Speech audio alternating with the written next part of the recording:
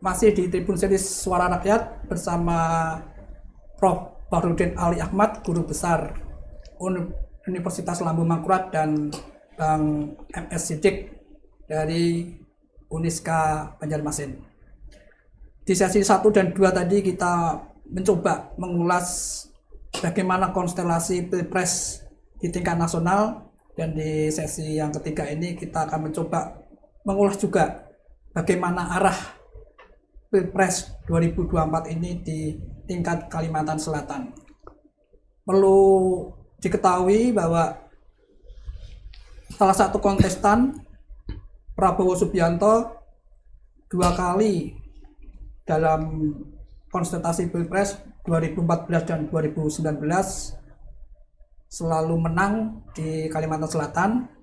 Di Pilpres 2014 Prabowo berpasangan dengan Hatta Rajasa, unggul suaranya dibanding pasangan Joko Widodo atau Jokowi dengan Yusuf Kala.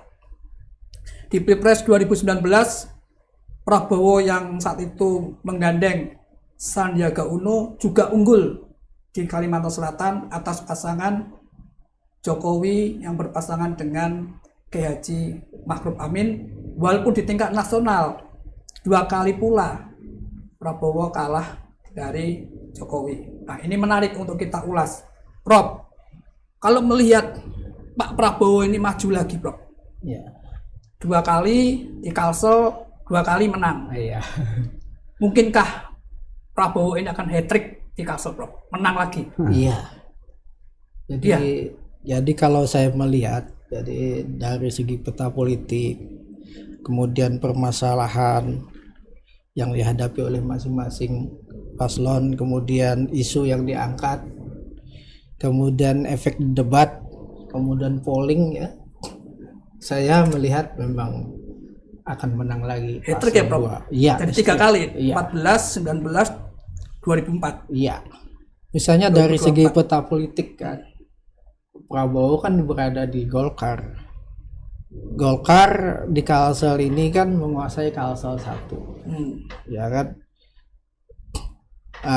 Dan di sini kan didukung oleh tokoh antara lain kan, Haji Ija, Haji Ciut, ya. Tuh.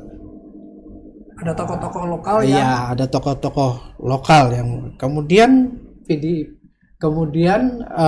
dari segi permasalahan, ya. Dari segi permasalahan paslon 2 ini sedikit sekali permasalahan yang dihadapinya. Karena paling tidak kan cuma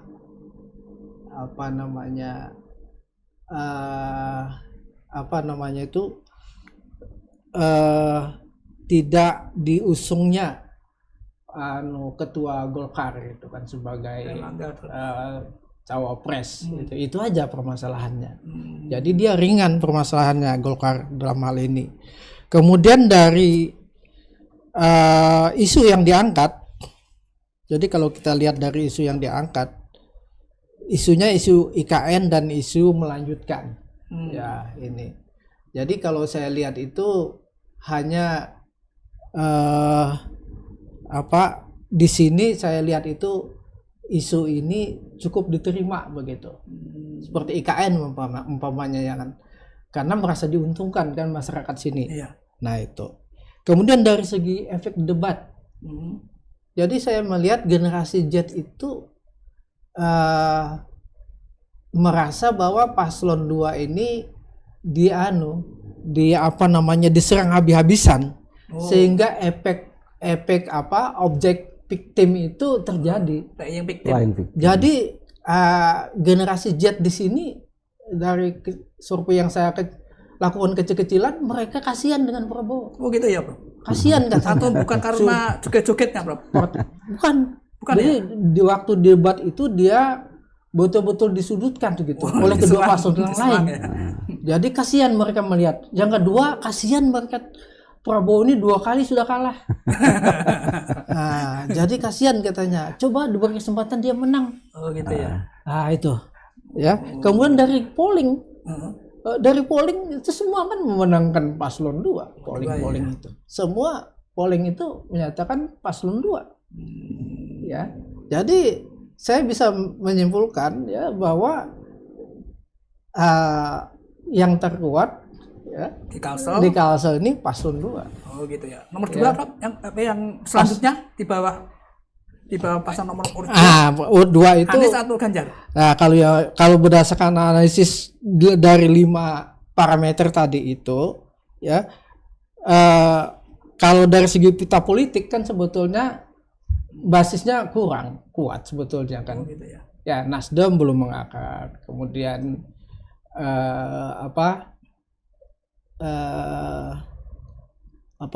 yang mengusung Amin ini kan PKB juga, walaupun dia itu ada PKS, ada PKS gitu ya.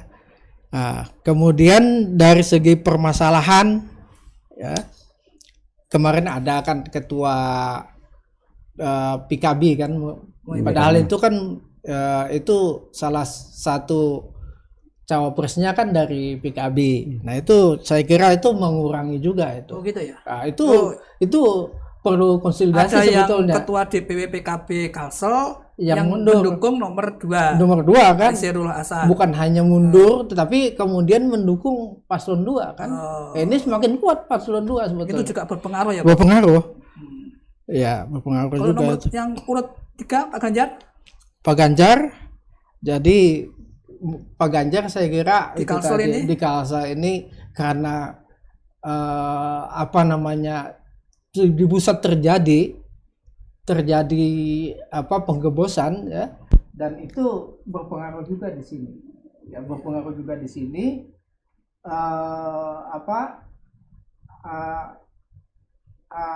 Akibatnya itu tim pemenang di sini ini kurang mendapat spot dari pusat. Karena mereka kan fokus menghadapi konsultasi di Pulau Jawa. Gitu. Karena di Pulau Jawa itu kan suaranya kan sekitar 80% kan di Pulau Jawa, sekitar Bapak itu 45 juta Jawa Barat Banten, Jawa Tengah 25 juta Jawa Tengah, 25 juta kurang lebih di Jawa Timur. Itu sudah cukup. Nah, itu kan kalau menang 2 provinsi aja sudah pasti menang. Ya. Nah, jadi oleh karena itu memang khusus untuk PDIP dia mungkin lebih berkonsentrasi di sini mungkin, kecuali nanti di putaran kedua. Kecuali putaran kedua nanti mungkin PDIP akan juga menggarap di daerah. Bang Sidik, sependapat kali ini atau masih tetap berbeda dengan Lagi-lagi mohon maaf Prof, saya agak berbeda.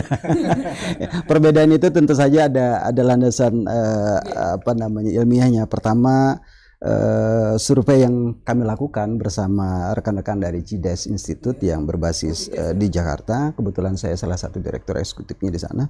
Kita lakukan survei dari tanggal 18 sampai 28 Desember yang lalu. Dengan sampel 1.220 responden, margin errornya 2,9%, tingkat kepercayaan 95%. Mulai dari sini saja dulu misalnya. Tetapi ini relasinya memang tidak berpengaruh langsung.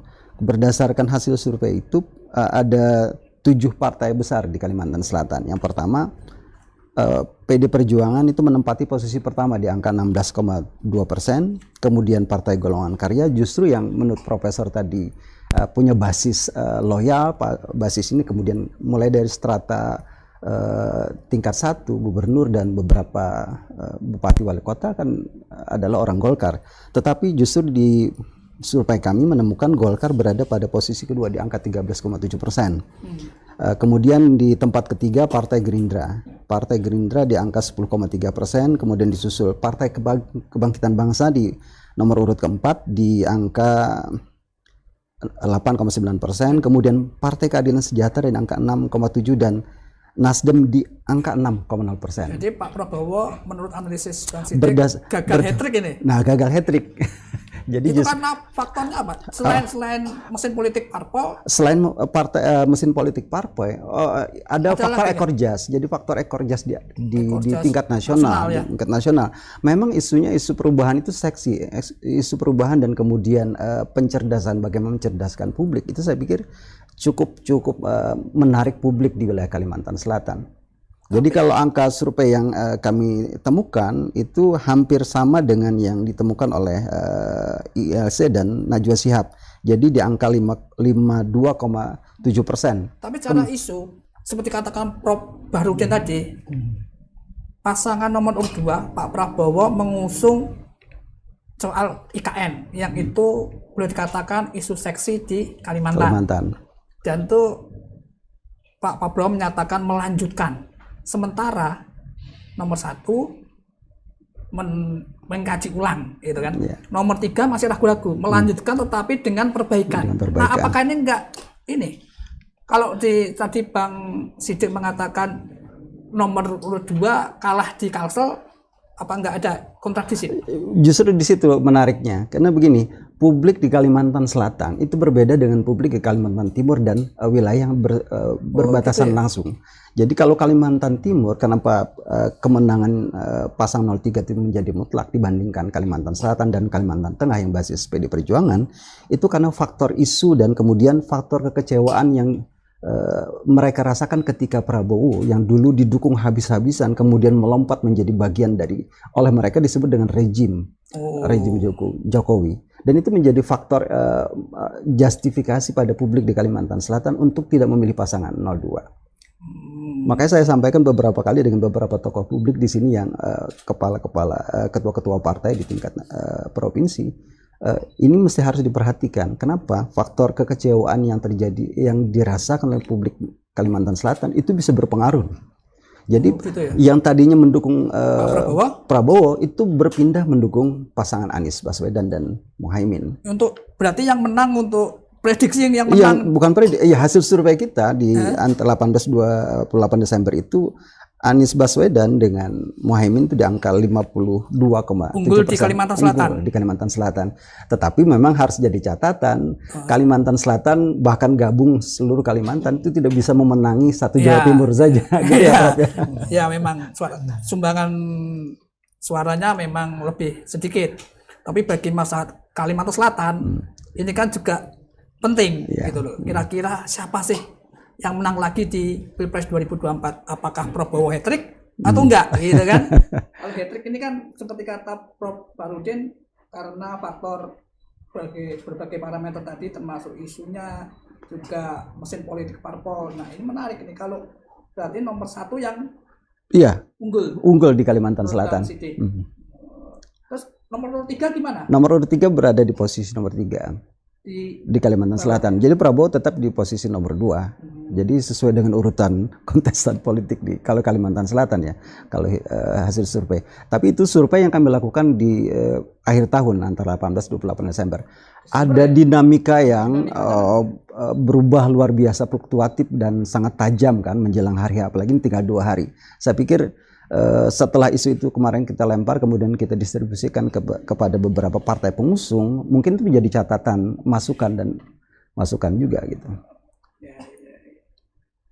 Untuk ini Prof, tadi Prof juga mengatakan Gen Z dan milenial itu memang terbanyak kan dari pemilih itu sekitar 57%. Nah, apakah itu memang benar-benar signifikan Prof di Kalsel ini untuk menurut Prof mendongkrak suara Pak Prabowo? Ya, saya kira begitu. Jadi suara generasi Z di sini paling banyak ya sekarang ini dari yang pemilu sebelumnya itu. Jadi mereka melihat di debat itu, kemudian dilanjutkan dengan melihat meme itu. Nah itu nampaknya mereka betul-betul empati ya kepada Prabowo. Empati artinya ke situ ya. Ya itu biasanya anak muda itu lebih suka yang progresif, nyerang gitu Bro. Yang strong. Menurut Prof Bahrudin ini malah justru karena jadi dalam mekanisme psikologi itu kan. Nah, kalau orang Jawa itu mengatakan kan menang ya menang, tapi ojo Gitu ya. Jadi nginjak-nginjak gitu. Ya. Jadi kayaknya itu dari debat itu kemudian dibuat meme-memenya itu yang memposisikan pasangan nomor 2 itu atau khususnya Prabowo itu dalam objek victim itu ternyata menimbulkan simpati yang luar biasa di kalangan generasi muda kita Terus di sini. ini Prof, yang juga perlu menjadi perhatian adalah kelompok golput. Iya. Ya, golput memang dibanding 2014 ke 19 ada penurunan. Kalau data dari 30% menjadi sekitar 18%. Nah, kira-kira golput di 2024 ini gimana, Prof? Ya, jadi kalau golput di 2004 khususnya di Kalsel, kalau mungkin secara umum di Indonesia, saya kira menurun. Turun lagi ya? Menurun golput itu. Jadi kenapa? Karena memang sekarang kan bertambah media sosial. Jadi dulunya kan generasi Z ini kurang peduli sebetulnya dengan politik. Sekarang tuh agak peduli. Iya. Bahkan mereka itu bisa berdiskusi dengan orang tuanya. Bang Sidik, kalaupun ada golput, kira-kira dari kelompok mana ini? Kalau golput rata-rata sih kelompok Gen Z luar biasa terpengaruh, tetapi memang angkanya turun luar biasa cukup drastis. Temuan kita di bulan Desember lalu itu di angka yang undecided voter diantaranya 18%, tetapi yang menyatakan untuk tidak akan memilih pada saat hari H itu sekitar 14,3%. Jadi memang angkanya turun terus. Jadi nilai kampanye melalui media sosial, kemudian tayangan-tayangan digital, debat-debat, kemudian termasuk pencerdasan politik pemilih oleh KPU juga berpengaruh ya. Dari penurunan golput. Terjadi penurunan golput. Oke. Ya, tampaknya waktu juga ini yang sebenarnya masih banyak yang perlu kita diskusikan. Tapi waktu ini kita harus berhenti di sini sebelum penutupan, Prof. Mungkin sebagai closing statement sekaligus harapan Profesor Bahrudin Ali Ahmad sebagai warga Kalsel, apa harapan terhadap Pilpres 2024? Mungkin nanti juga Bang Sidik mungkin selanjutnya. Jadi dari parameter yang sudah saya kemukakan itu, saya menyimpulkan bahwa paslon 2 kemungkinan terpilih di Kalsel. Jadi hashtag lagi.